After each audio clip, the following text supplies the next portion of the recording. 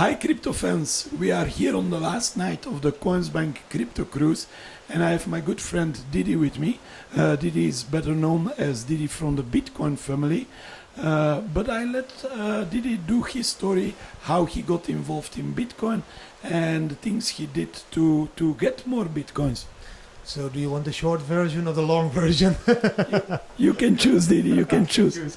So it all started in 2013, essentially, when I started mining Bitcoin. This guy came into my office and he was like, did you ever hear about Bitcoin? And I was like, no, tell me more. He said, yeah, we are going to disrupt the monetary system. We are going to kill the banks. We are going to be millionaires.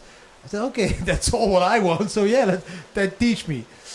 And then he told me about mining, and I started mining Bitcoins in 2013, of course. And then we had this huge crash in 2014. I got afraid. I needed to sell Bitcoins because I invested 40K. I needed to get even with my investment. I still had a few Bitcoins left and Dogecoins. And then it took a whole year, which I spent with my father, because I got to hear that my father just had one more year to live.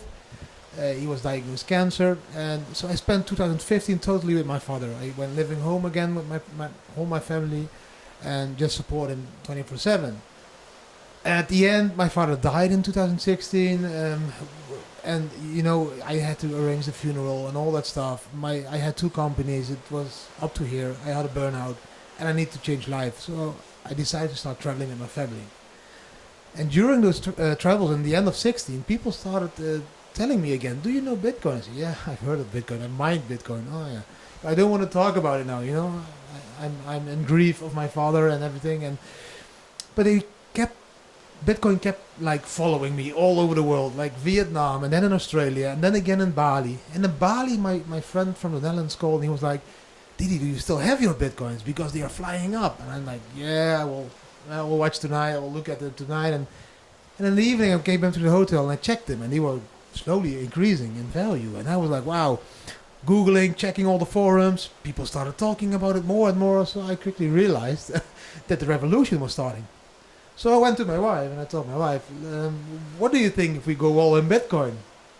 And she was like, you all in what? They said, all in Bitcoin. You know the machines I had on my computer, on my office. But you don't believe that anymore. I said, yeah, I'm starting to believe it again. And so we had a great chat that we needed to educate our kids a little bit more to be happy without money and to be happy without just about life. And that's why she agreed of selling all her clothes and her 70 pairs of shoes and, you know, and the house and the cars. And then we just flew home and we sold our house for Bitcoins. And then the media found out. And it took no longer than like, I think a month, and we were bombed to the Bitcoin family. And we were part of a few documentaries, many interviews. And people found our story inspirational, different than the other cryptocurrency stories.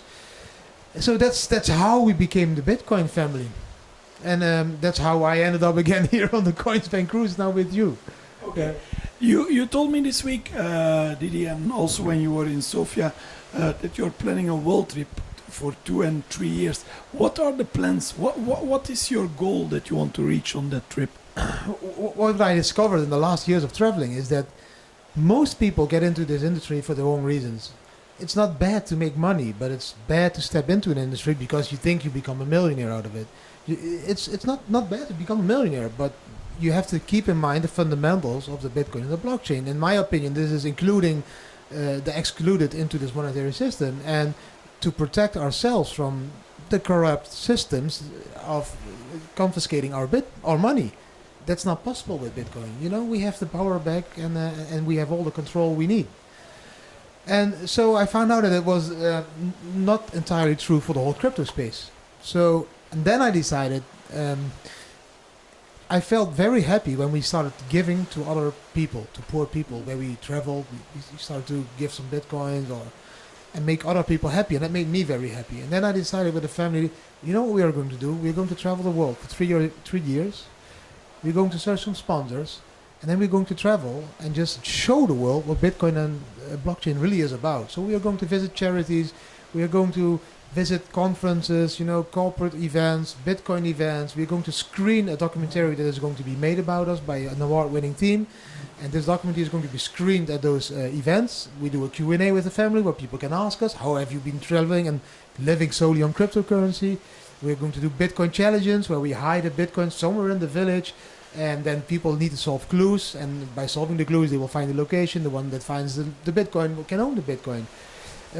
And all of this, all the revenue we will be making out of this, we are going to donate to charity or use for impact investment, so that people have a future. You know, we need to stop giving them fish. We need to teach them how to fish.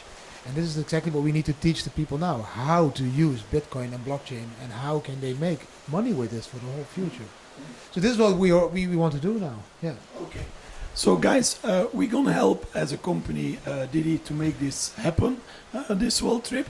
But in the comments, I will put his Bitcoin address, so you also can send Bitcoin over to Didi and his family, so they can help charity projects all over the world. So Didi will do a trip for 3 years all over the world, introducing Bitcoin and blockchain to people that really need it.